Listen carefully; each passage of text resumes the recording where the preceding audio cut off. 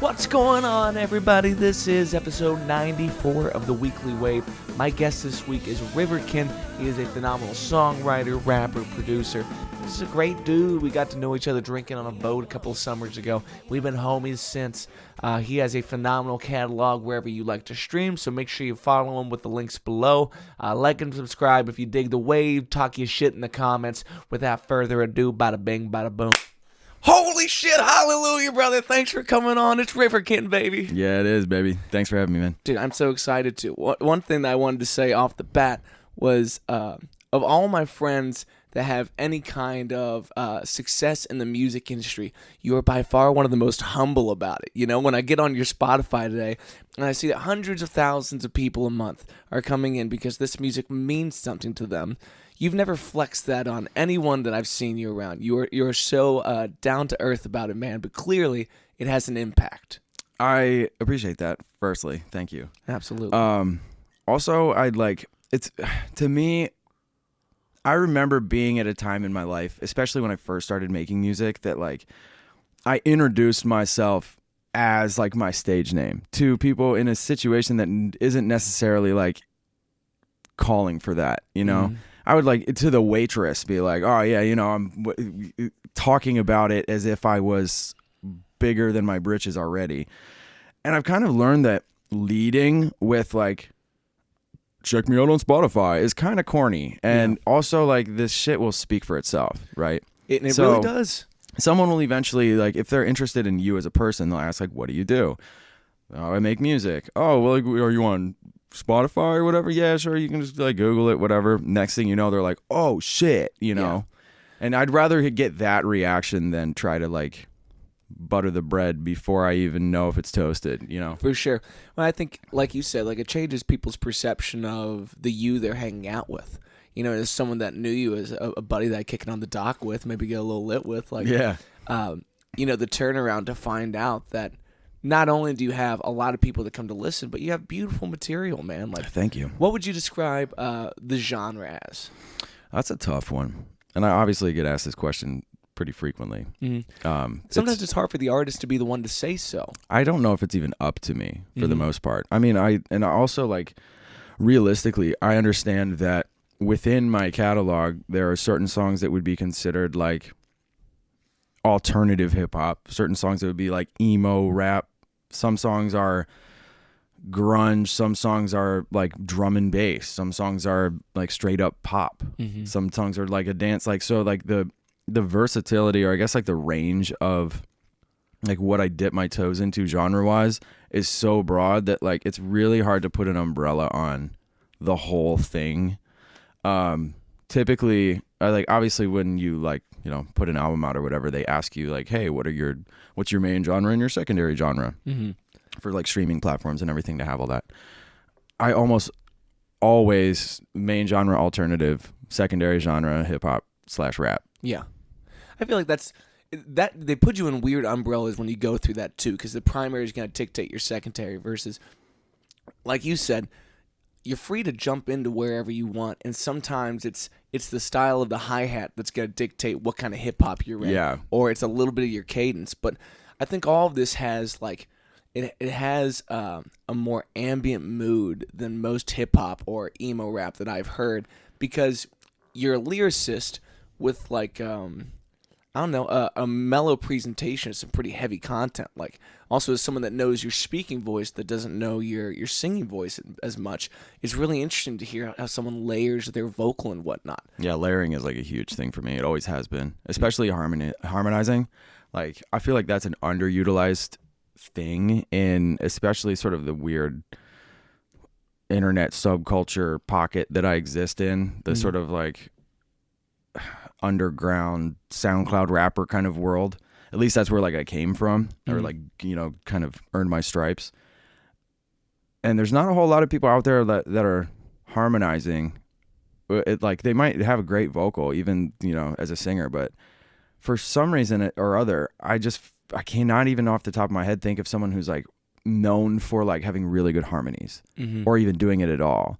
So for me, it's like, okay, that's like, I came up vocally like pop punk shit. And that's, you know, Listen to any 4 Year Strong song, the whole song is in harmony. Yeah. So to me, that's like having that sort of influence and inspiration from that world and then applying it to this sort of, I don't know, there's not enough people doing that I sort of carved my little lane with. If you hear that harmony or that, you can tell that it's going to be a RiverKinn song before you even get to like the 8th bar.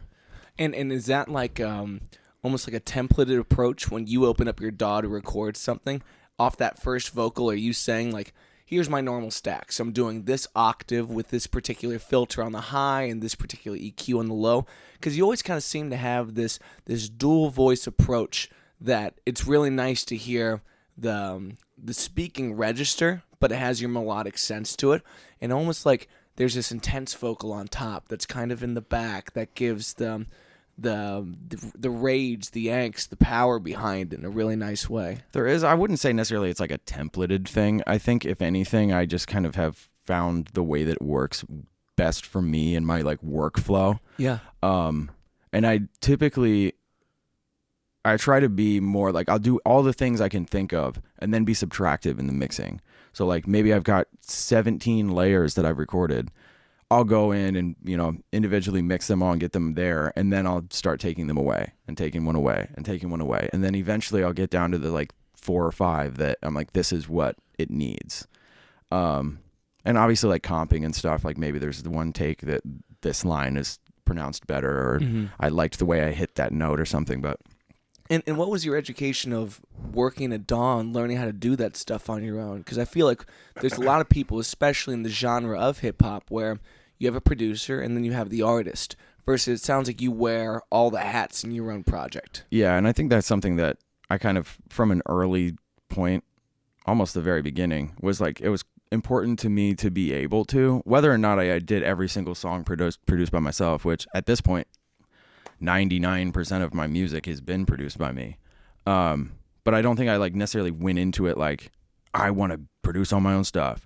It was sort of a natural progression because I the first DAW I ever used, I was in maybe like 5th grade. So this would have been like 2003 or something. What a crazy early start, man. Yeah. 5th grader with a DAW? It was Reason. I'm not sure if you've ever heard of Reason. I have not. And I had no idea what I was doing. I was using it because my intent was to do film scores, like for my own movies, like because I wanted to be a filmmaker really bad. So I'm like, 5th grader shooting little short chase film, chases and fight scenes and stuff with my friends that like really have no like purpose other than just the exercise. But I wanted to make my own soundtracks for them. So. And this was far before like it was so readily accessible to, you didn't have GarageBand on your phone or whatever. So I got Reason. I had some demo, I'm sure, version of it. And I had no idea what any of it meant. I'm just seeing dials and numbers and levers and, and it took, I think, like a week of me just messing with it and there wasn't YouTube to look up a tutorial video of how to do a snare sound or, so I'm just going in absolutely blind, no idea, 5th grade, 10, 11-year-old me. And after like the first week, I finally got like a white noise snare sound to happen. And the amount of joy that brought me, bro, like I will never, ever forget. And so that sort of, if anything, solidified my interest in the production thing. And then when I was in high school, I was in like actual like rock bands and stuff. So far less on the production side. I learned a little bit about like vocal mixing and stuff during all that period of time because we were recording in like a legitimate studio and had an engineer and stuff. And were you doing any instrumental work as well? Like your biggest song on Spotify right now is Asthma. Is that a guitar part that you play yourself? Yeah, I played that. That's awesome. Funny enough, just a little tidbit, that song is called Asthma because in the sample that I had recorded for the guitar, you can hear my friend Joey coughing in the background. And so the loop that I had like aligned perfectly to the, BPM or whatever, at the end of I think it's like 8 bars, you can hear like a in the background, and it loops through the whole entire song. So I called the song Asthma because of that. Like that's hilarious.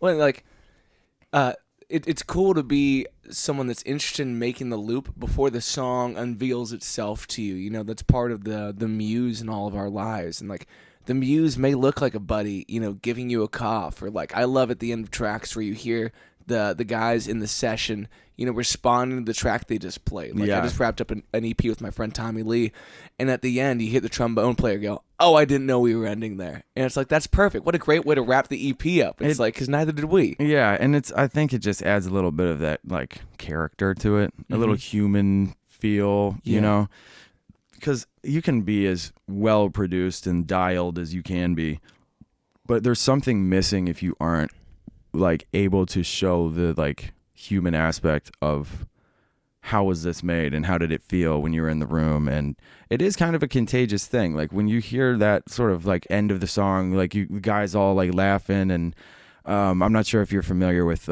Queens of the Stone Age very much. One of my favorite bands of all time. But in Songs for the Deaf, that album, there's a sort of a hidden track. Like there's a big draw, like I don't know, minute long of silence.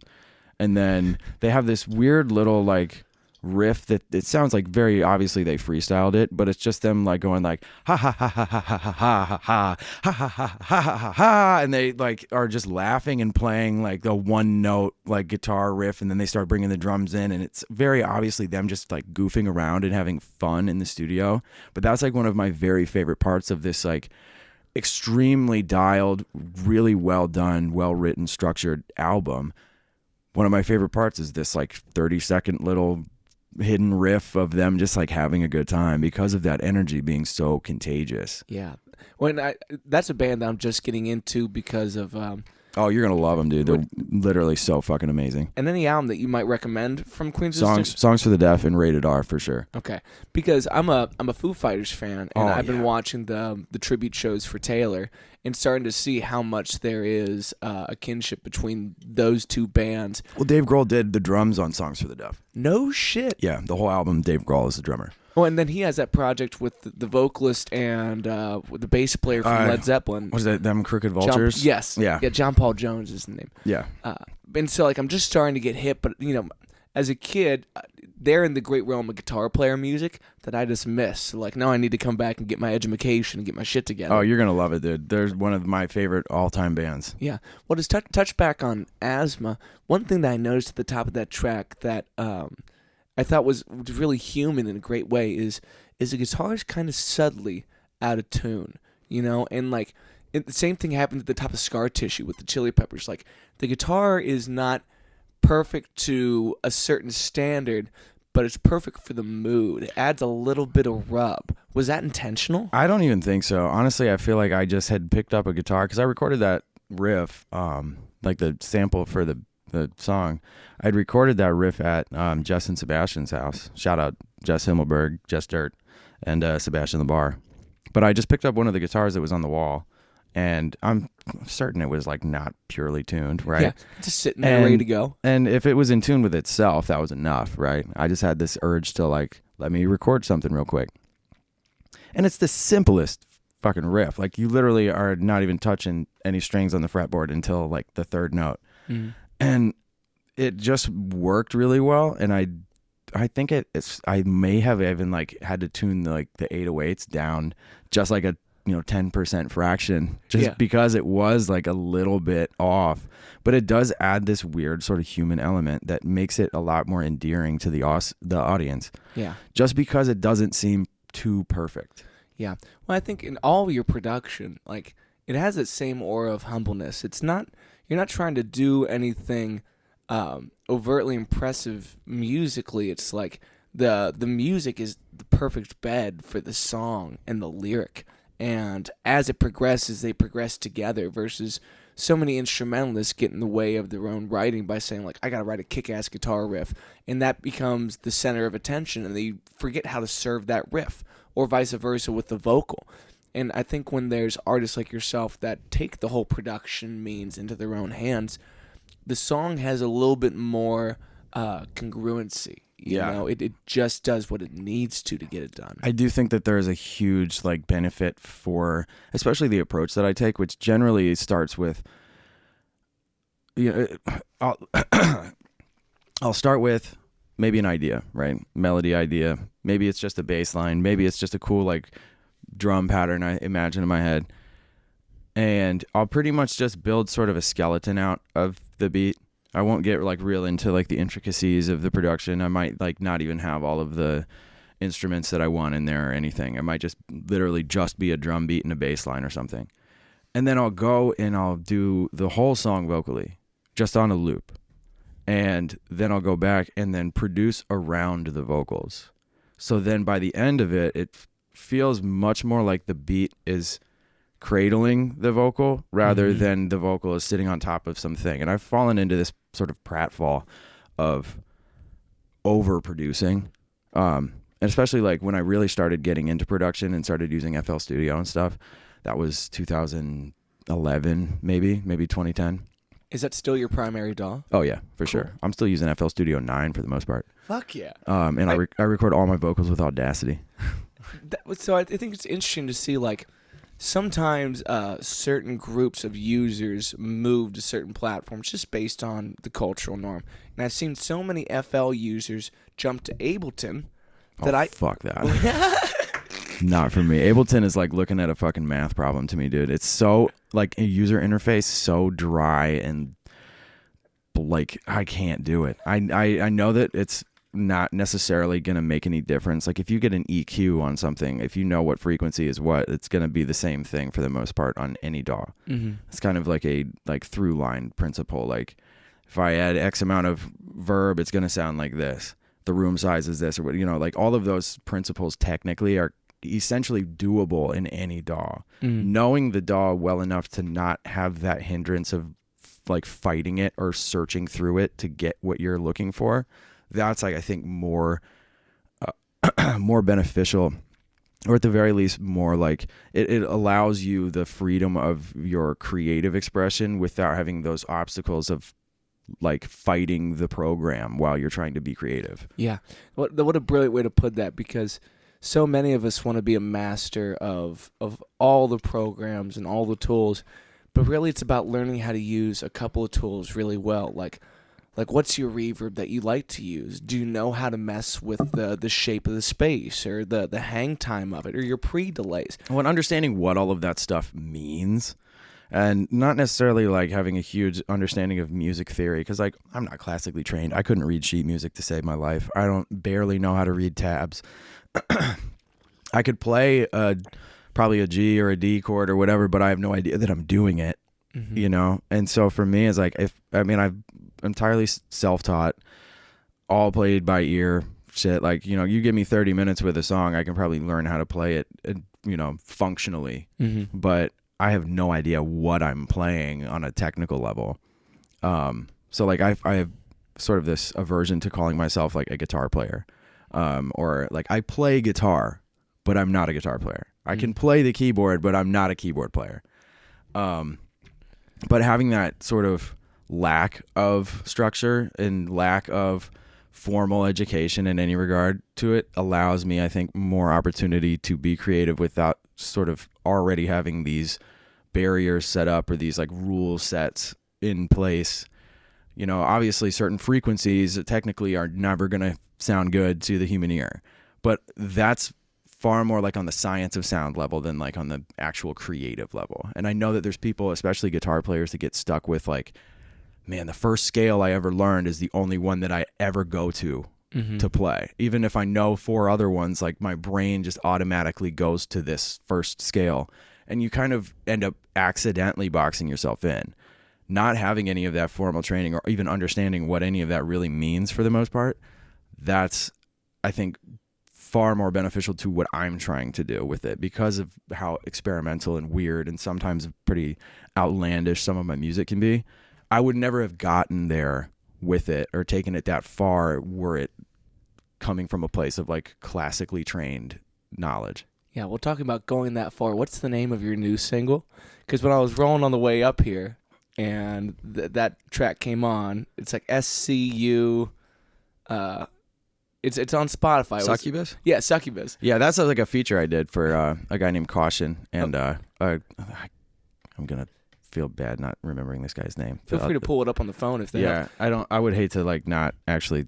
It deserves a shout out. Like it's a shocking track, and it was really cool to have pop up when I'm just trying to get I'm trying to get seated in the space of like your sonic personality, and I was kind of starting to settle into something, but this song came on, and I was just so jarred by it, and I was so interested in it then. It is also like, and I had never worked with these guys before. I can't find his name, but shout out to Caution.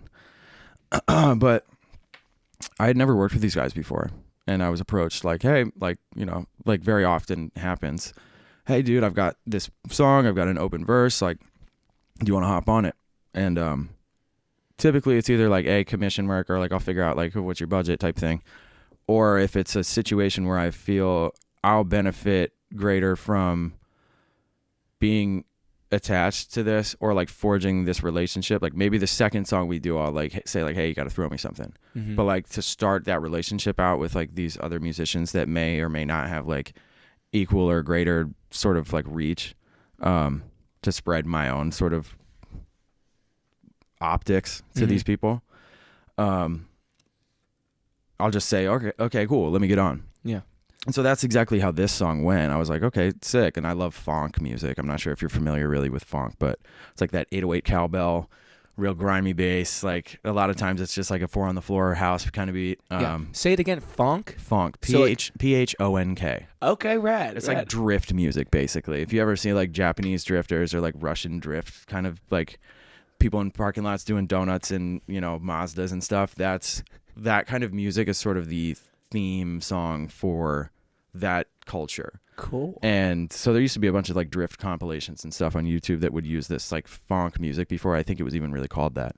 And now it's sort of bled into this underground hip hop scene. There's like, I'm not sure if you're familiar with Scar Lord, but he's got like an entire EP with this guy producer named Cordell that is all like funk house music. And there's so much character in just that 808 cowbell sound. It's like sort of this like dissonant harmony kind of thing going on with like there's like 2 notes being played by the original like 808, the actual machine, the drum machine. And that cowbell sound is so indicative of like that Memphis old school, like down south kind of rap. Yeah. You're talking about like, Bone Thugs and about like Juicy J and shit. Like, yeah. Or like Outkast tracks where it's like these guys had like, or like my hero is Prince, and I look at the drum machines that Prince would use. Your hero is Prince? Yeah, my number one. I can see that. I can see that. I'm trying to get it more, but I got to trim down my mustache if I want people to really know, baby. But like when you look at the drum machines he's using back in the day, it's not about being clean and digital. It's about being a little raunchy and digital. And it's cool when you find these sounds that, even though they're synthetic, they're computerized, they're just coming out the box like that, they have some of the human grit because of maybe mismanipulation or like really intentional ways of just like fucking it up, kind of getting it weird like that. I think that especially from my standpoint, because like I was going to say, like when I really first started producing in like 2010, 2011, I was doing EDM music. I was doing dubstep and drum step and like house, electro house and shit. And that's kind of how I got my footing with learning the ins and outs of FL Studio and just in general, like song structuring and equalization and imaging and like all of the stuff that comes with production. I kind of got my feet wet with electronic music, and I was like decently successful. Like I was doing like DJ sets and stuff. I was playing my originals. I dropping albums. I had like a label, some local guy that's like, hey, over here on my label, know, but I was like making money and doing shows and stuff and like had fans to, a degree, but all of that translated directly into like, how does my production work now? And sound selection is like hugely important for making something like memorable, because how many times have you heard that same hi-hat or that same snare sound, or, and it can be real indicative of like a genre, the trap hi-hat rolls and that kind of thing. But if you have like the option or the ability to create a unique, or at the very least like clever sort of new sound for a synth or for like anything that doesn't sound exactly like the same shit you've heard for X amount of months or years, that will take it so much further than playing it by the book or like having a sound like a beat kit or whatever that you're just using the same Lex Luger snare that everybody's used for the last 5 years. Yeah. Well, like when you talk about that 808 and, 10 cents makes a big difference audibly from getting you out of, something that might be like, I don't know, it's cliche, it's too typical. And having the desire to get specific with your sound and how you do those things really does make an artist pop in your mind, One thing that made me think of was I just learned that on Gold Digger, I always thought it was a Ray Charles sample that Kanye's using, and it turns out that's actually Jamie Foxx doing a Kanye, doing the Ray Charles impression. It's like, so that's so brilliant when you start to compare that to the other side of hip hop where everything's sampled. It's like, if you're going to use a sample, you should remake the sample, because if you're going to steal from your heroes, you should be not only subtle but respectful. Learn how they did it. Learn how they got that. Yeah, and I mean that's sort of like how, especially in hip hop, in that world, people were like digging in crates, going to the record store and finding some random like obscure Japanese jazz album from 1978 and like going and flipping like a 4-bar loop and creating like on an 8-track or whatever, just creating their own. I mean, look at like DJ Premier and shit. Like look at Pharrell. Look at like all of those really OG like late 90s hip hop producers, Timbaland even, like those beats were all just like sampling and resampling and resampling. And sometimes I'll literally try to take that, apply that approach to my own stuff. And I will, let's say I make a melody, right? And I'm using a synthetic piano or something. I'll bounce the melody out, run it back in, chop it, leave like the reverb on. And so like, when I do chop it and re-loop it or like rearrange it, that like just that little break of noise makes it sound like it was sampled, and it adds so much character and almost like this innate nostalgic feeling because it sounds like, oh, this was definitely like taken from some other song and resampled, and you can't really like replicate that feeling without it being sampled. But doing it yourself and just like having your own samples is way like safer legally, and B, also like just I think it gives you a lot more opportunity to be creative. You can move stuff around, and you can, obviously chopping and screwing and moving stuff around in a sample is pretty common, but to have the ability to like, oh well, maybe I don't like that note or that chord, I can like go back in and readjust it and then rebounce it and re-put it back in, and it'll still sound like this sample. Yeah, well, I think that's brilliant. Like that's like the human touch you're talking about, especially when you have like a reverb tail being cut in an odd way, or the way that, say you pull it back in at a different bit rate, or you do something to compress it down. Well, however you manipulate, when you pull back in, true audio files, you get something different than when the DAW itself is trying to take a MIDI production, and you manipulate that. And it's a dangerous game too, because it's very easy, I think, to forget about having the sort of like the film over it, like a lot of times I'll even just like adding a texture sound or like a vinyl script, like sort of clicky kind of sound in the back, that adds enough sort of through line and like texture to it that it doesn't feel like this overly clean, overly like synthetic sounding beat, which obviously the beat's always going to be in service of the song. So sometimes you really do want that super synthetic, especially if it's electronic music and stuff. But for me, I think that just having that tiny little bit of like noise or character or extra, just like a texture, makes a world's difference in terms of how you interact with it as the listener. Yeah, I think that touches on the realm of imaging that you were kind of talking about. And a lot of times when someone's going to add, a little bit of like a vinyl warble or something like that, it goes on your stereo out on the way out this thing.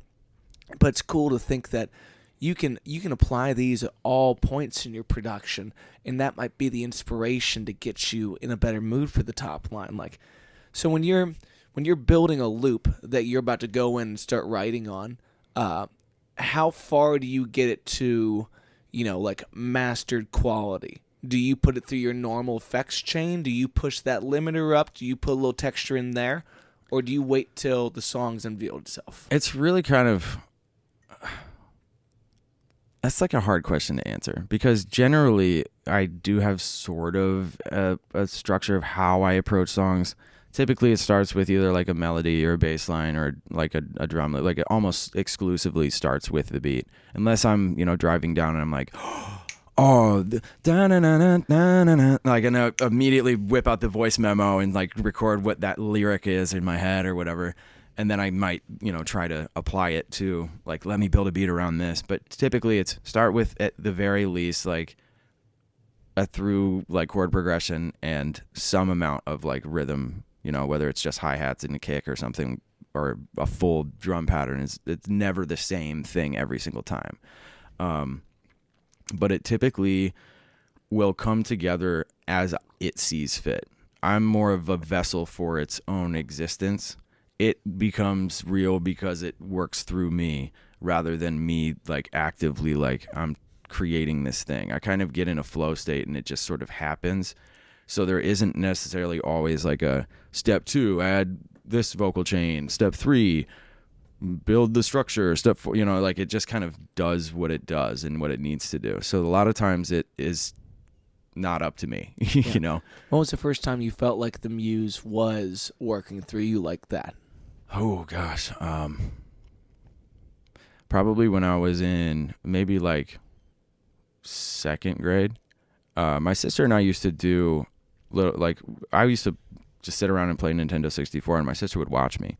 So like I'd be playing like Chameleon Twist or some shit on N64, and my sister would be just watching me, and sometimes I'd get like real frustrated. And my sister's 3 years older than me, so she's like been pretty much like my, I wouldn't say mentor, but sort of my guidance for a lot of like real life stuff, the stuff your parents aren't going to tell you. And she adored me when I was a kid. She still is the greatest fucking sister ever, but she used to like walk around with her arm around my neck, and like I was like, she's like, look at my little brother, like this is my little brother, so but she would hang out with me while I'm like getting frustrated trying to beat this video game, and we would make up songs for like fake TV shows or cartoon theme songs that like for a show that didn't exist. And there's one song I'll never forget that she and I made up while I was trying to beat Chameleon Twist. And I'll sing it actually if you want. Please, to. I would love that. Yeah. But it was like comedy stuff really. Yeah. But I bought a pack of Jingleheimers, no one seemed to care. I bought a pack of firecrackers, everyone was there. We threw them at the boss at work, he got so flaming mad. We told him that we'd aimed for the secretary Chad. Now Chad was a perfectionist, to us he was a snob. He cleaned off all the fingerprints off every doorknob. He sterilized the window panes, put Clorox in the water mains. Chad the secretary, we don't like him much. And I was 8 when we made that song. That's a long bit to remember too, with the amount of lyrics in your head. It's crazy. It will never leave me, dude. It will never leave me. My sister still knows it by heart too. That's hilarious. Sometimes our parents will like ask us to sing it. But that like I think was probably one of the first moments where I was like, damn, we just like made that up and it just worked. And it probably came together in like 20 minutes. We weren't like sitting there writing lyrics or like building structure or anything. We were just singing and it came together, We were rhyming and it was fun. And it got my mind off how frustrated I was that I couldn't beat this fucking boss in Chameleon Twist. Yeah.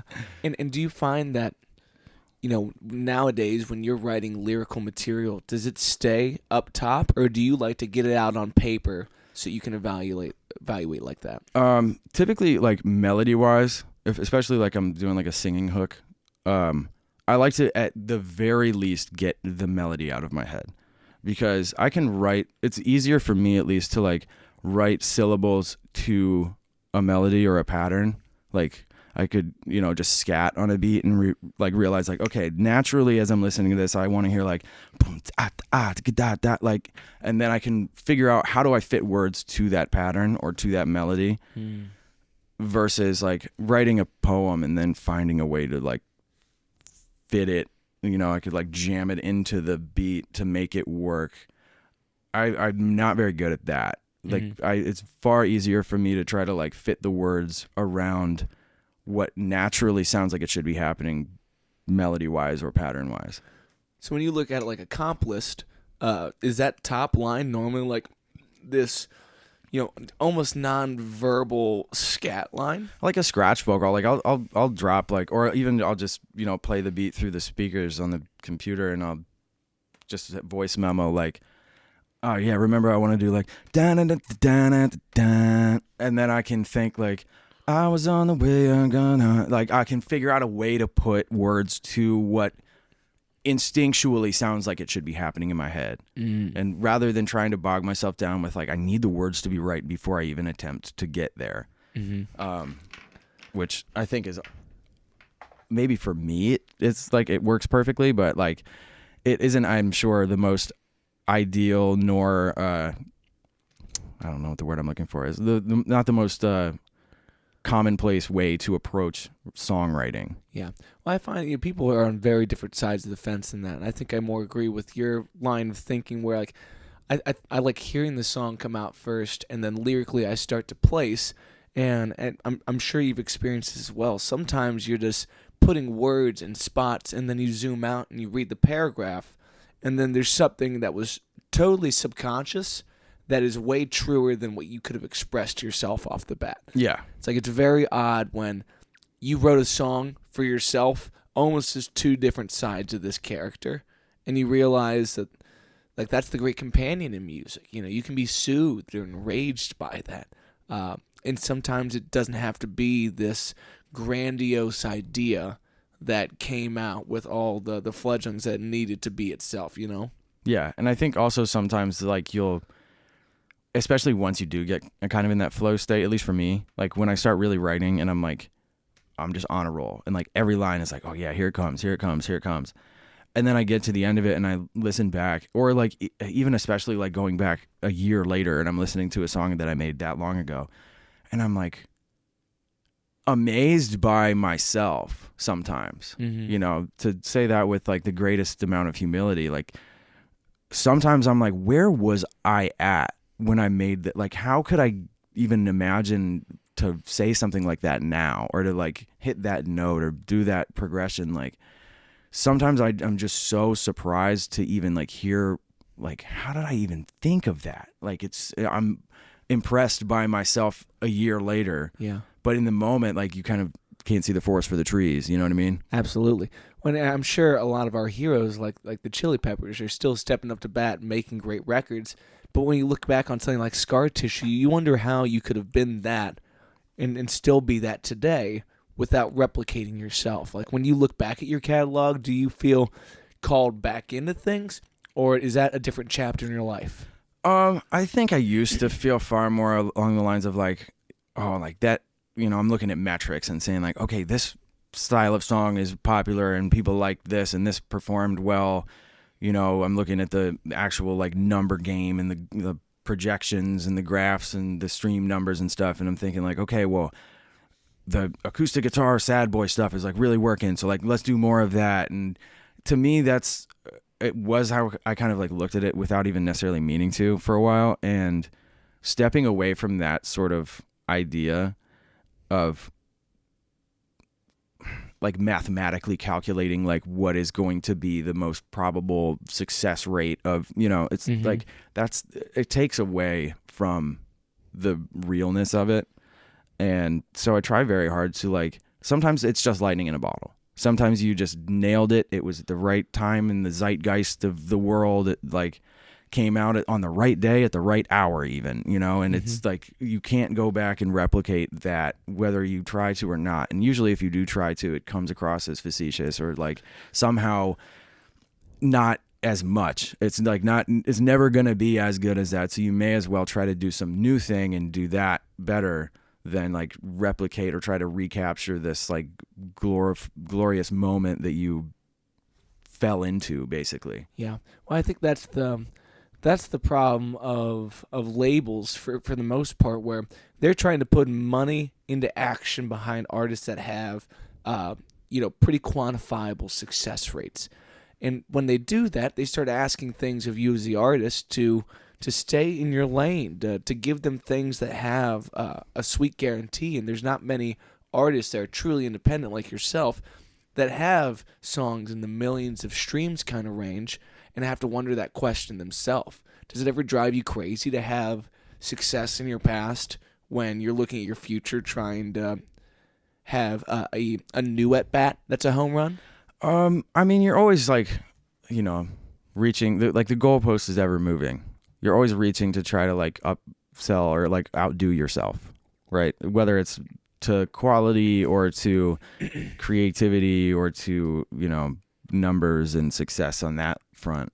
You're always, at least for me, like I'm consistently trying to be a better version. Like I want every song I make to be better than the last one I made in some degree. And I think for a long time too, especially at the beginning when I was worried about like the metrics and like, oh, this song performed well, I need to do another one like that kind of thing.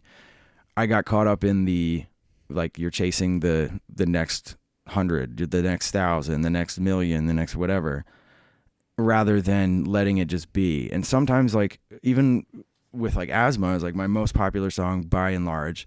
It's hugely popular and re-uploaded and millions and millions and millions of streams and whatever. And that's a song that I spent maybe like 45 minutes on. And like the songs that I spent, 45 days on are the ones that I think will do that, and they don't perform like that. But then you never know when too. So like, let's just say like, I think Asthma didn't get popular until like maybe, I don't know, 6 or 8 months after the album it was on came out, The Fox with Cloven Hooves. And so you never know. It's a hard thing, especially with how quickly like the internet works and how like you're seeing other artists that are dropping a song every day type thing. Mm-hmm. And to have this sort of desire of like, okay, well, this song's been out for a week and I like, it's not seeing the return immediately. Like you need to let people have time to find it and let people just kind of pick and choose what is going to work for them. And the world makes that call. Like once it's out and it's out from under you, you kind of have to just allow it to be what it will be. Mm-hmm. And you'll never know that like maybe a year and a half from now or 2 years from now, you're going to look at your Spotify stats and like, holy shit, like why is Crow's Feet blowing up? And then you'll find out they're like, oh, some like Russian YouTuber like reposted it in some video and now it's getting Shazammed 55 times an hour. Like, and you like, is that like a real experience for you? Is it? Yeah. You said that very casual. Like, and I wonder those things because, I know you as a buddy, but when you get online, especially on your most streamed platforms, which I would love to hear you kind of break down where it's done well for you and where you're still trying to see that growth. But like, what's been the most surprising way that you've seen a song catch the culture? Well, I think the Crow's Feet thing for sure. It got like picked up by, this was like maybe like very, very earliest days of TikTok. So like several years ago, if even that, but people started making these like really short snippet kind of anime edits that were like 10, 15 seconds long. And someone had made like a loop out of one 8-bar section of the song Crow's Feet, my song Crow's Feet. And it got used, I don't even know how many times in so many different like little anime edits and little like, and so there's like now like thousands of videos on YouTube that have the song in it. And even to this day, it's still like my most like Shazammed song. People are finding it and seeing this 8-bar loop and like, what is this song? And then they, find out. And then that has, now it's got like, I don't even know how many million streams, but like it's really successful. But it didn't happen because I put a song out and thought it was going to be great. Like to me, that was almost like more of a filler song on that project. And now it's like one of my most popular songs in the world. And you don't get to pick it, you know what I mean? I didn't intend for that to happen. I never would have thought like on paper, like, I bet you the people will make anime 10-second clip edits of this and that's how it's going to be successful. Like there's no way I could have called that. But for that to just happen like that, like you never know, right? And so what you were also asking, like, looking at different platforms and like what's worked really well, what am I most successful on, and what maybe like I'm trying to build more of an audience on. Spotify by far is like I make the most money from it. I have the most viewership on it. I have the most like significant, like stable audience. It's not, I'm sure you've seen plenty of people like that drop a song, it gets playlisted, it gets real big, and then a month later it's like just you like peak right back down. Totally. You'll have 100,000 monthly listeners for 2 weeks, and then you're back down to 2,000, and it's like, okay, that's money in the system or catching the right wave. Well, it's like you missed the fucking opportunity to bank on that. You need to find a way to make people stick, you know? And it's like you can lead a horse to water, you can't make it drink. Like basically what you're doing is like missing the boat on, you've got all this attention right now, like what are you going to do to capitalize on it? How are you going to make these people like not leave when they get tired of this song? But like looking at Spotify, if I look at my, past since I guess what, like I was, my first project as RiverKinn came out on Christmas Eve of 2015. So it's been almost a little over 7 years now total, like as RiverKinn. 7 great fucking years. But if I look back through, you can see like your all-time statistics on your Spotify artist, profile or whatever. The growth of that consistent like uptick of more viewers, more followers, more streams, and it has not plateaued. So like by all like intents and purposes, like if I looked at that as a businessman, as somebody like who's looking at probabilities and statistics and stuff, what are the chances that this continues to grow is like 99.9% like probably going to happen. It's probably going to continue at the same rate, if not faster, because it has sort of exponentially started to pick up. It's sort of that that saying of like, the more you have, the more you get kind of thing, especially with like, I've heard a lot of people talk about like YouTube views with that. It's like, if I don't see more than 50K plays on a video, like I'm probably not going to invest too much time into thinking that it's like worth watching. But when you see like almost this cosine of attention to it, and it's like the same thing applies to like, once like Asthma hit the first 1 million plays, the 2 million came like right after, and then that went to the 4, you know what I mean? It's like, but until it got to there, it was like this sort of slow burn of like, oh, now we're at 300K, and then maybe in a couple months we'll be at 500K. But like as soon as it hit the 1 million, I think that made anyone who stumbled upon it far more likely to like take it seriously, and then that just multiplies exponentially. Yeah. Well, tell me if this question is too personal, but I think there's a lot of artists out there trying to figure out how you make a living off of your original music. And as someone that's in in one of the higher crests of independent artists, do streams pay your bills yet? For the most part, yeah. That's fantastic, man. It's like, obviously your lifestyle choices are going to be indicative of like how much you actually are like affording, right? And it does require like maintenance. Like you have to be consistently like present. You have to make sure people don't forget that you're there. You got to at the very least like engage with your fan base. Like even the amount of times that I've like received a DM or something on Instagram, and I'll just even respond like, hey man, like thank you so much for listening or whatever. And the response immediately is like, oh my fucking God, like I never thought you'd respond to me. And I'm like, who are you messaging that isn't like responding to like the gratitude of your fan base? Like I'm not that busy that I can't like at the very least hit the double tap and give your comment a heart or something, know? And that has been like hugely crucial for like not only the growth, but like the staying power of the fan base that I've managed to garner. But like really how it happened is I was in the right place at the right time, started making the right kind of music, started being a lot more honest with myself in terms of like, this is what I mean to say. Before I was RiverKinn, I was doing like hip hop, like boom bap rap shit where I'm talking about like, I'm saying things that aren't true. I'm driving in the Beamer and I'm, chop your body parts up and put them in the shopping cart, slut, like that kind of thing. And then I went from that to being like, let's like get back to the real like basics of this, and let me talk about some things that I feel. Let me talk about like emotional states or like mental states. And doing it in a way that like, especially when I was like in like rock music and pop punk and stuff, is like keeping it not intentionally vague, but like approachable enough that it isn't like on July 31st, Julie broke my heart in the parking lot. Like saying more of like, how did that make you feel, rather than like the actual instance and how it happened and when, and you know, specifics and stuff. Keeping it that sort of like broad approach, then it now applies to like way more people in their own way. And that therefore like now it's resonating with a greater audience.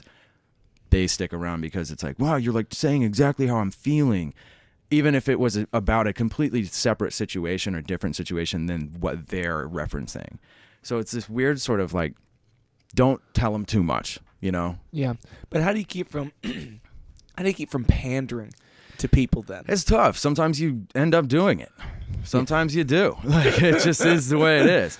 And like I try real hard not to like sound too melodramatic or corny, and I've fallen into this pit several times where it's just like I'll go back and listen to some of my older stuff and I'm like ooh, that's a little cringy, like it's just like a little too melodramatic, right? And just like and that'll happen. It's a learning process, and especially like you got 170 songs out, like not every single one is going to be this like hugely poignant, like poetic piece of emotional expression. Yeah. Do you think that's been part of the success though, is that you have a deep body of work for people to experience once they get there? I do think so. I think that especially like this sort of the concept of like, doesn't matter what you like, I'll at least have one song that will be that, you know, whatever you're into, whether it's, you know, you like old school hip hop stuff, or you like the screaming trap metal, or you like acoustic guitar, sad boy singing stuff, or orchestral, like what, all of these different things that you might like. I guarantee I've got at least one song that fits that. Yeah. And so like there's something for everyone if you take the time to get there. I also think it has afforded me the opportunity of not boxing myself into like, well, oh, now we switched his style up if I want to do something different, because I've from the very beginning maintained this sort of versatility. It's expected now that I'll do some weird like, oh, he's never done anything like that before kind of thing, without it feeling like, oh, he's like trying to like be try a new trick kind of thing. It's more so just like, okay, I feel like making a funk song today. I feel like making a boom bap straight bars song today. Now I feel like, you know, singing on a piano and crying. Like, yeah. And if I feel like it and it comes out like authentically, then like it's better that happens that way than me trying to like, oh, I'm trying to recapture the magic of, oh, like people want me to do this sound. And so therefore, like, how many artists do you know that are like, they just, every song sounds the same as the last one, and not because they're like out of ideas, but because they've basically worked themselves into a corner in terms of their like genre or their style. Yeah. Do you have advice for people that feel that way? Have you ever had friends that are in that box that you've tried to be, you know, there for them in that? I mean, I felt like I was in that box too. I'm sure that I have several times. I would say most of the time it's just like, don't think too much. Like, just do the thing. Whether it ever comes out or not, whether you ever like even finish the song is irrelevant. Having the opportunity to express and just like get the juices flowing, get the ball rolling. Try the new weird thing. And if it's so different from the rest of your catalog that you feel like massively uncomfortable to release it, put it on a project and pair it up and make it an interlude or some weird like end of the song. You know how like there's certain artists will like Drake, for example, like has a song, then it's like the song title / another song title. And it's basically two songs that aren't really like full length songs, but they mash them together and you kind of get away with like having this unfinished idea as a track. You can repurpose any of that stuff really well and make it work without it having to be like redefining your entire like approach musically, or like people thinking like, oh, this is what he does now, like this is this new style, this is, you know, because you don't want people to like, especially if they really like this way that you've been making music or this style of music you've been making, then you put out some EDM dance beat, you know, and then people, if people haven't seen you already constantly doing these different weird things, they're going to think, oh, he's switched up. Now this is what we're going to get from him for the next X amount of forever. And if you don't like it, especially the first one, which trying some new thing is typically not always going to like land right on the bullseye. You might lose that sort of trust or viewership, or like that relationship with your audience might be somehow hindered because they don't think that you're like being true to yourself anymore. It's a weird sort of like relationship to have with your audience, because obviously everyone is going to have a different opinion. Music is entirely subjective, and especially like now that we have the opportunity to have these like international fan bases with like very different cultures and age ranges and like walks of life that all have different influences and exposure to different like styles of music or different things. There's no way you're gonna like hit the mark on everyone all the time forever. It's impossible to even do it once sometimes. Like for the most part, I would say most musicians will never actually put out a song that every single person likes. Yeah. And that you just have to like be okay with it and be able to like understand that it's okay for me to have this section of my fan base really likes my rap shit, and this section of my fan base really likes my acoustic sad boy shit, and this section of my fan base really likes like the EDM breakdown dubstep shit. And they can all coexist, and they're still all fans of mine, but they don't necessarily, the Venn diagram doesn't cross over forever, Yeah. Well, what's been the most surprising culture to see on your Spotify for artists, or your stats? Like, where in the world were you like, how the fuck? Eastern Europe for sure. Russia specifically. I mean, before Spotify started blocking Russia from using it, Moscow was always my number one city for like viewership, like, or listener base on Spotify every single month by like a long shot. It was like 10,000 people in Russia, in Moscow, every month listening to my music. And then I think the next one was like Helsinki. Like shout out Finland. Yeah, dude, that's and then like Hamburg, and like so like Germany, Finland, Scandinavia and Eastern Europe, and like Ukraine and Russia and all that. Those, I don't know if it's a cultural thing where they got exposed to this weird like subculture of underground American hip hop, and they found the visuals enticing, and like especially back when it like really was starting to kick off, everybody had like the dark, moody, brooding visuals and long hair, and like skinny white guys with long hair rapping about like how much they are sad. Like that kind of thing was pretty novel, and for some reason it just resonated really well with Eastern Europeans. Maybe because it's like somehow relatable to their experience of living in, you're living in the projects in Russia basically, or like you're in Romania and you're making $7 a month, like maybe it's a little sad. Maybe you like to see that like some like successful American dude your age is also feeling sort of the same way, and like visually is kind of portraying the way that you're feeling in that world. Yeah. Well, it makes for a really interesting discussion to say like there's a lot of ebb and flow in the world, and we will always have conflict and disagreements and things like that. But to remove an artistic outlet that means something to these people from platforms, from their phone, is not only a disservice to them, but it's a huge disservice to the artist. Well, yeah, dude. Imagine how I felt, and like, not to sound selfish, but like literally like a third of my fan base is now unable to listen to me on like the platform that generates the most revenue for me. Yeah. How does that look at my paycheck? You feel me? Like, yeah. Is that fair to me? To me, is it fair to those people? Like, they're not the ones that are causing a stir. Totally. They're literally like, and I have plenty of friends now at this point that like are in my Discord server, or like that I've had, communication with, or like watching my Twitch streams or whatever, that now I have, I can consider my friends. And they've told me about like their experience of like living in Russia or living wherever. And they have nothing to do with all of this like political bullshit. They're just like people trying to like get by. They might agree completely with you, but how is it fair to like punish them because you like, is like holding it hostage gonna make a difference really? Mm-hmm. Like, and like music is a hugely important thing in culture, just as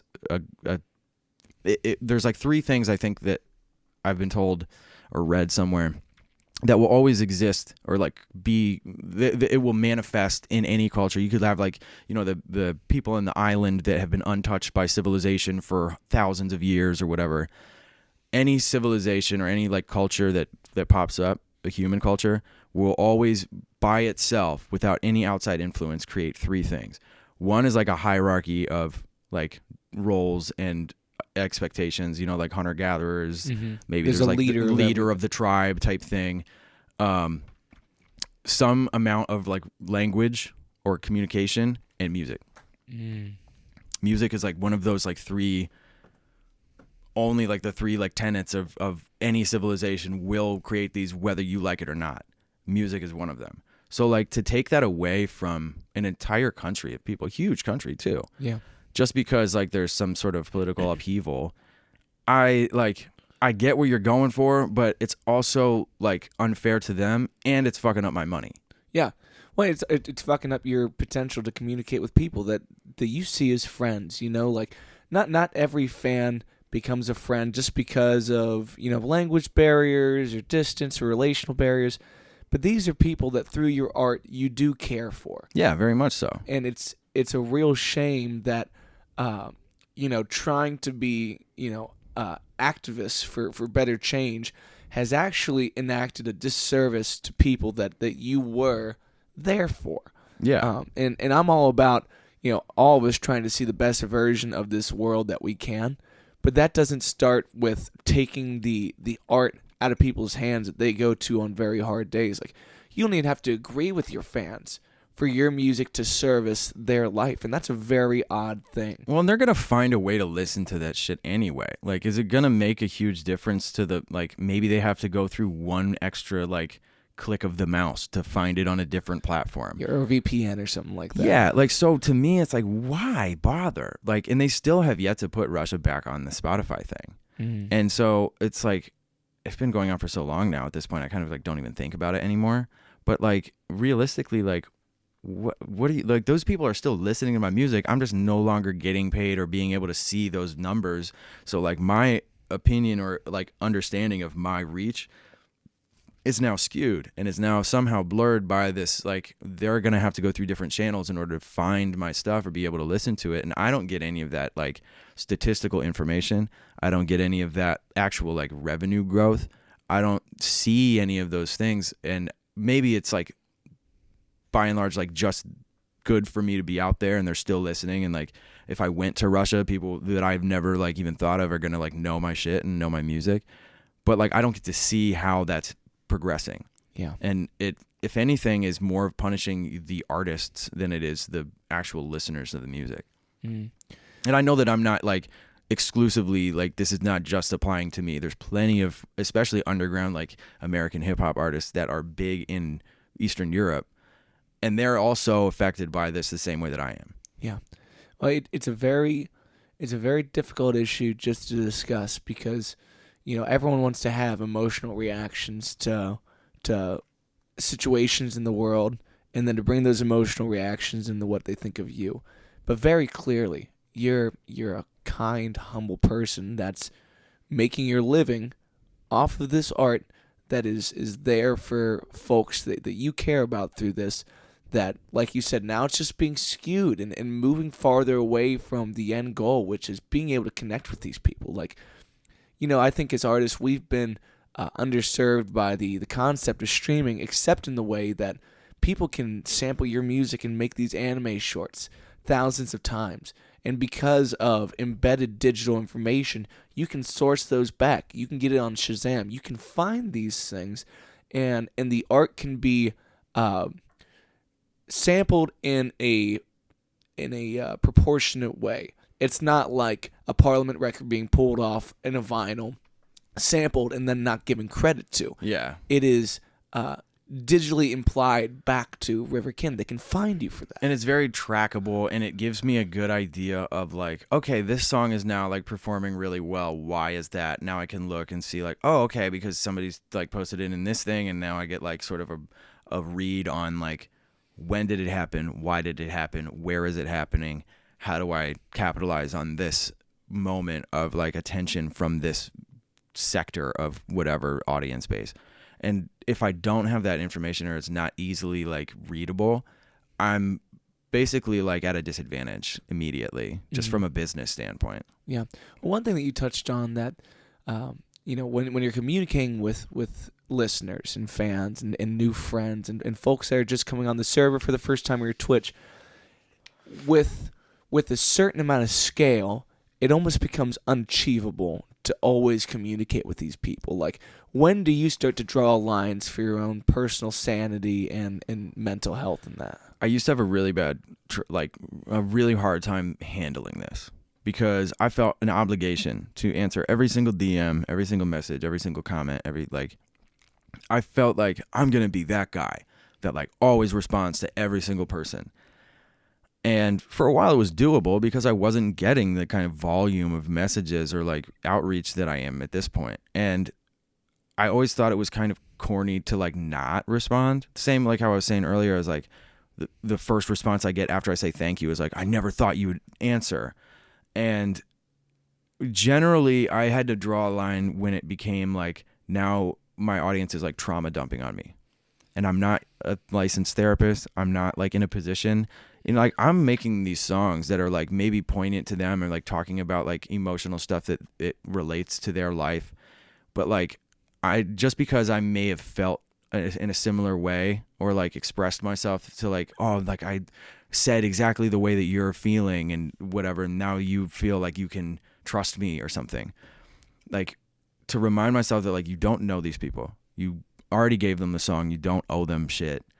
And if it's too much for you, then it's fine for it to be too much. And for me to like, I had to start, because it became just draining emotionally for me to like be reading these like horrible, sometimes like really depressing stories of like, oh, like I'm going through this and that, and rather than them just like explaining how my music helped them through like a situation, like I'm always grateful to hear that kind of story. But like then they start like talking to me as if they were laying on the couch and I was like taking notes. Like, I'm not in a position to handle that. The reason I'm making this music and talking about it is because that is what's therapeutic for me. And I'm not, just because I might understand what you're going through emotionally does not mean that I'm in a position where I can give you any sort of like legitimate advice. So I had to start saying like, hey, I appreciate you reaching out, but like you should speak to like a licensed professional if this is like where you're at. Because like I've had fans like commit suicide, I've had fans like OD, I've had fans like, and I like have literally been like sitting on the couch crying to Jess and Sebastian about like this kid who was like a huge fan of mine that like had been like messaging me and like telling me all this stuff, like ended up like one of his friends like messaged me and she said like, oh, like I just, so you know, like he committed suicide the other day. And that like devastated me. I'm like sitting on the couch crying, like how do you fucking handle that kind of thing on a regular basis too? And it's like I needed to take a step back. Now I'm just far more selective with like what I even bother to respond to, because a lot of times these are like 13, 14-year-old kids that, you know, are going through some shit, and the second you give them like a little bit of that like inch, they'll take the mile. And then at that point now it's like it leads to resentment, and I don't want that to be the case. I don't want that to be the relationship that I have with my fan base. I always will be grateful, and I'll always try to say like thank you every time I can. But knowing that I needed to, for my own mental well-being, draw a line in the sand about that, and that took me a long time to get there. But now that I'm there, it has like done worlds of good for me in terms of how I'm like able to keep continuing to walk through the world with my own shit going on, you know? Like the reason I'm making songs that are talking about this stuff because I'm going through shit too, you know what I mean?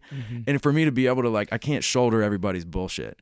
And I don't want to sound crass or like unappreciative of, you know, the fact that these people are resonating, or like my music's resonating with these people. But I can't be there for every single person in the world. You can't be everything to everyone all the time. Yeah. That, you know, you just saying that, it chokes me up to even begin to think about, man. And again, like as a distant friend of yours, as someone that, you know, has always gotten the hug when I see you and always enjoys the short amount of time we get together, I can only imagine what it means to hear news like that. Oh, it sucks, dude. It fucking sucks. Yeah. But it's also like, that's sometimes how shit goes, man. And like, you gotta be able to, especially too, like through music and stuff, understand that like even if this still happened, maybe in that last, that last sprint for them, my music offered them some amount of solace, some amount of like respite from their fucking problems that they're dealing with. And if that's how it can be, like, then I didn't make the call, I wasn't the one who made that decision for them. I wasn't and sucks that is what they chose to do. I need to be able to like compartmentalize and, process and move forward without it becoming like balls and chains. Yeah. Because it can and it did for a while, like really get exhausting. Yeah. Well, it also prevents you from stepping up with the next song, and like, and that's a vocation. Like you said, you're not a therapist, and you're, as much as you are a friend, you're not the friend down the street that can be like, hey, I'm gonna book you an appointment somewhere. Like I'll be there when you make that call, so that you don't have to be alone in this. Like, it's amazing to hear about drawing that line and holding to it, because you're very right. If you give them an inch, they're gonna take the mile. And I understand why too, because this might be their like sort of last ditch, like, oh, finally, like someone that I look up to and I trust and like I feel like understands me is giving me the time of day. And like I'll always, if I can, give the time of day, but like I can't give more than that, And for me to like act as though I can is doing myself a disservice and also doing them a disservice, because like I said, I'm not a licensed trained professional in that regard. Like I can speak from experience, but that's all I can speak from. And for me to like even try to wear that hat is really kind of like disrespectful, and also I don't think that it's gonna get the results that they're looking for. Yeah. And I would love to use that as an opportunity to turn towards this accident in your life. Oh yeah. If you want to begin by kind of outlining what happened. Yeah, so on the morning of December 31st, so maybe 2.5 weeks ago. Yeah. I was on my way back from Dayton to Cincinnati. I had just gone to my grandma's funeral. R.I.P. my nan. But I had been up. I had maybe slept like 2 hours the night prior, getting ready for where I was supposed to perform like the longest set I've ever done on New Year's Eve. And so I was like trying to get ready for that. So I'd spent like the whole night prior getting all that ready. Didn't sleep like hardly at all. Go up to Dayton, go to the funeral, have the whole like, after dinner thing with the family and all that stuff. And it's like getting to get later and later and later. And I think it was like 1:30 in the morning, maybe like 1 a.m. And I was like 5 minutes from my house and I fell asleep and just woke up an hour later. I was in my car for maybe like 45 minutes to an hour unconscious underneath a semi. I hit a parked semi trailer, maybe going like 45, 50 miles an hour. And I don't know if you've ever seen like trailer accidents. It's like usually because of the way that it's elevated and stuff, like your car just literally gets sawed off the top. Mm-hmm. Generally, that allows for you to become decapitated like more often than not. By the grace of fucking my grandma, I didn't even hardly get like hurt. I woke up in, autopilot survival mode. I didn't even have a moment of like, open my eyes, oh shit, I've been in an accident. Like it just immediately, eyes open. I see the trailer is like this far from my face, like inches from it. The fact that I only had like busted my forehead open rather than like completely mangled my whole face or lost my head or anything is like absolutely insane. But I just immediately was like, can't get out that door. Sunroof. Climb out the sunroof. It's all like, twisted metal and broken glass. I got like blood rushing down my face and glass in my hair and stuff. And I had just been like sitting in the car running for like 45 minutes unconscious. And I get like to my waist before I like kind of look around outside the car. And there's like 30, 40 like EMTs and firemen and cops, and everybody's just standing around with their jaws just like on the floor. And I hear somebody like say in the background, they're like, he just got himself out like that. Like, and they started telling me like, hey, like, don't go out that way. Like, you're gonna cut yourself. Like, it's all, the sunroof was just completely shattered. can you go back down and come out like maybe through the back door? They were at the time that I woke up, they were trying to use the jaws of life to get the door open to get me out. Which I'm assuming they must have thought either I was dead, or is like B, I'm just like super unresponsive, probably like significant like trauma, brain damage, whatever, concussion. Like I just crawled out, walked out, and I'm like, and I'm sure like, you know, the adrenaline of the whole thing and the shock had not worn off, and I was like sharp as a whip, just like out the car. Like they're like, what happened? I fell asleep, and I didn't even look at my car. Like for not 1 second did it cross my mind of like check to see what happened. But they immediately, like, one of the EMTs was like, you need to play the lottery, dude. And like one of the cops was like, yeah, man, I was thinking about, like, I got the call about this, and I was expecting to come over here picking your head up off the pavement. And they just put me on a gurney, put me in the ambulance, took me to the ER. Immediately they got me in there, IV'd me up, fell asleep, woke up. They'd already done the x-rays, no broken bones. Already done like my vital readings, like my blood pressure had stabilized, everything was like good to go. And they were like, all right, well, we need this bed, so we're going to discharge you. I was in the ER for like 4 hours, 5 hours.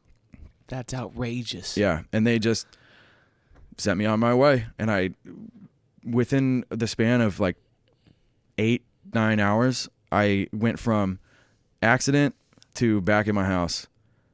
Suddenly no car, suddenly injured, suddenly like, you know, I smell like grease and motor oil, and I've got shards of glass in my scalp, and I'm laying on my couch. And it's just like, did that even happen?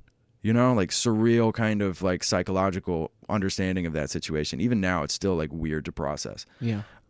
Especially because of the fact that like I was not awake for the crash itself. I was driving, and then I blinked, and then it's an hour and a half later, and I've been in an accident. So like having that lack of memory of it, it still is like very strange to try to like realize the gravity of the situation. And I didn't see my car until like a couple of days later, and like my dad had sent me the news article about it with like photos of the accident. And I looked at it, and I was like, I'm not sure if you've seen it, but like, holy fucking shit. Yeah. Like, how did I not die? Like, how the fuck is that even possible? Like the whole top of the car is Yeah, gone. it was. I mean, in the pictures you'll see like they had backed my car up. They had either backed my car up or like pulled it out, or they had moved the trailer forward.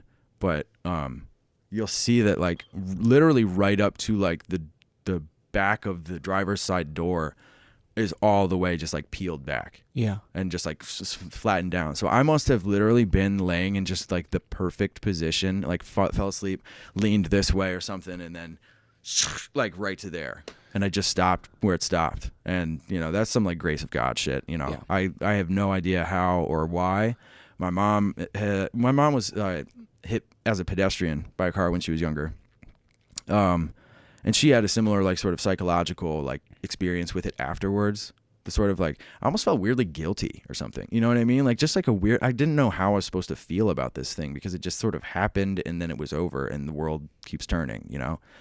And that's almost like I'm trying to catch up now, somehow, weirdly, like emotionally trying to catch up. But she had called me and said like, you know, spoke her piece about how it kind of was for her in that instance. And then she said, you know, like basically, obviously, like somebody was looking out for you, you know, whether you're spiritual or not. But like my mom is still, she like prays to God and stuff. And she was like, you know, God was looking out for you. Like, I've been praying for you every single day. My mom starts crying. I start crying because I hate seeing my mom cry. Yeah. And she said like, well, this, you know what this means is like, this is a good opportunity for you to sort of reevaluate what your priorities are and what like you're trying to do in life.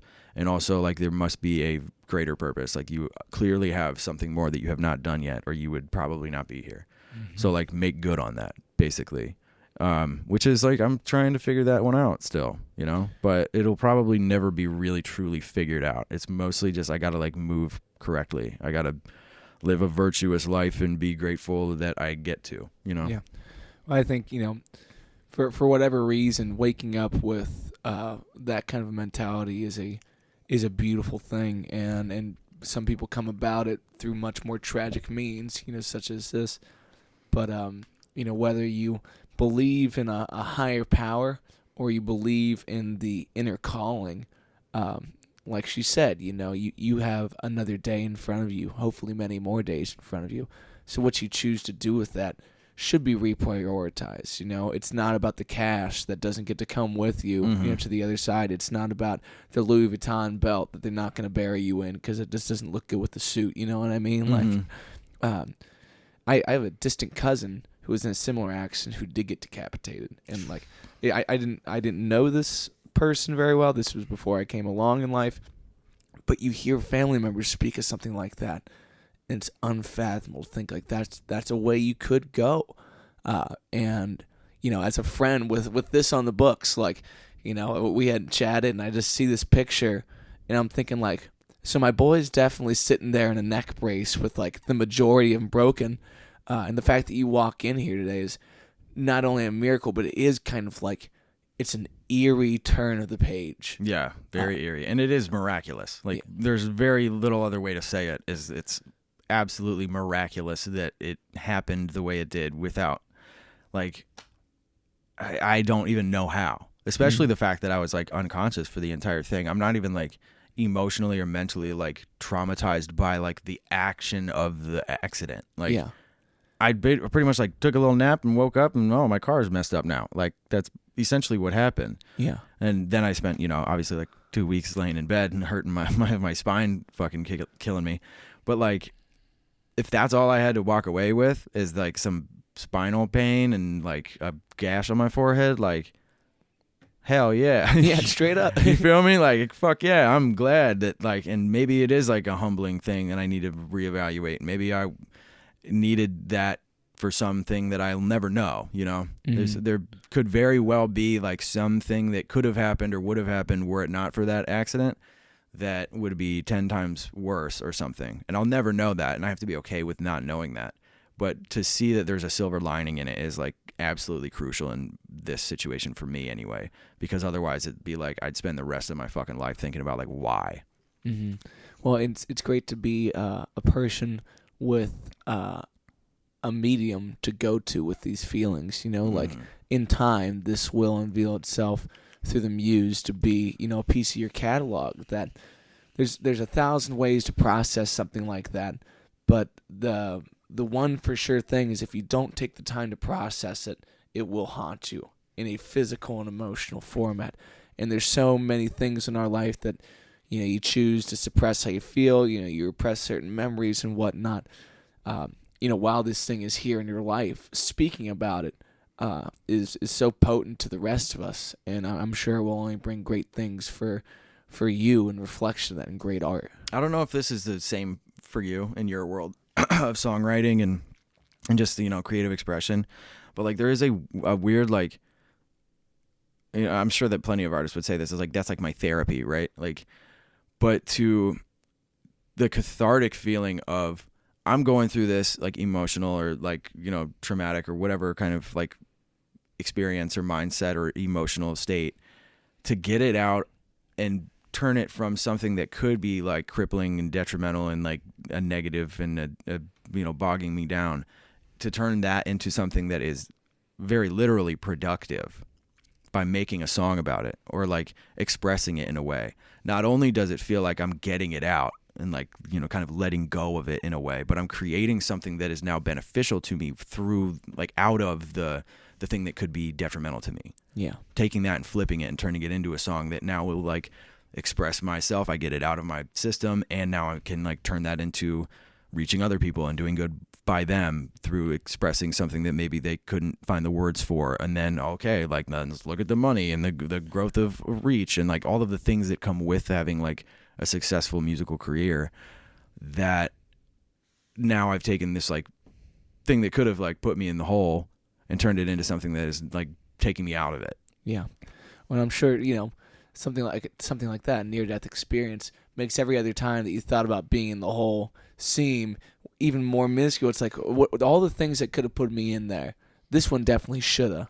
So now when I talk on this subject, I am, a little bit closer to the grasping what that is. Yeah. And death is a subject that we all struggle to incorporate into our art in a very authentic and wholesome way. Like it's a negative thing to think about. But when you let go of this grip on life and you realize that anything could take you, so you might as well be living right now in a way that you'd be fine when it takes you. Yeah, I think that's really and whatever your belief system might be to anybody in the world, I think the best approach is like virtuousness, living by a virtue, like not the 10 commandments necessarily, but like simple things like don't lie and don't steal and don't cheat and don't take things that aren't yours and don't want more than you have and be grateful and be kind and be giving and be,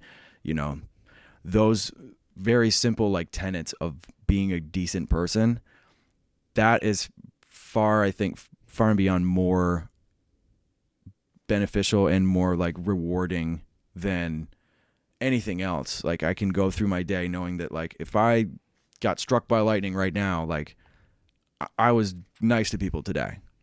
Whatever, I could end up in Valhalla or which would be rad. It would be fucking mutton stick and a bunch of other dudes with long ass hair, and they're like, "What's good play? Let's chill. Let's go beat each other up with axes." Yeah, exactly. We're on the other side of this. We can fight for free now, baby. It's like the WWE with no payback. Okay? Exactly. But like wherever you like might end up, I feel like typically or like for the most part, as long as you weren't a dick, you're probably gonna be fine. Like you're probably not going to hell if you just don't be a dick rule. Yeah, that's pretty much like live your life by that, and you're probably gonna be fine. It's a great one commandment stick. You know what I mean? Like if you don't want to worry about the other 9, like let's start with just not being an asshole. Just don't be a jerk, and you're probably gonna be fine. Yeah, I have a buddy of mine who he recently passed. I think it was a heart attack, but it was very sudden. Didn't see it really coming. And I had spoken about this on the last episode, but the first thing I did was go write about it because that's where I know how to process things that bear on my life. But this guy, he was a bartender, and he was a comedian, not like a formal comedian, but he would always get you geeking. Like he always had something. And this guy's like memorial pops up on Facebook. Like they logged into his account, posted this thing. And I'm reading this paragraph, and it's all this funny shit about my buddy. And, like, I feel myself kind of welling up just thinking about the joy he brought into my life through that. And the last phrase of this broke me. I didn't know if I was sobbing because I missed him or if this was the greatest punchline of all time. It goes direct quote to my boy Jeremy. "It is death, not a dick. Don't take it too hard." And I was like, how did he get the one over on me in the afterlife? And I'm like, man, had to go out smiling, yeah. Exactly. My boy got me again. I told my mother that. I was like, my mom won't like this joke, but I'm over here crying, laughing, because someone, even in post, was true to themselves. I love that word, posthumously. Yeah. Posthumous is like one of the best words in the fucking world.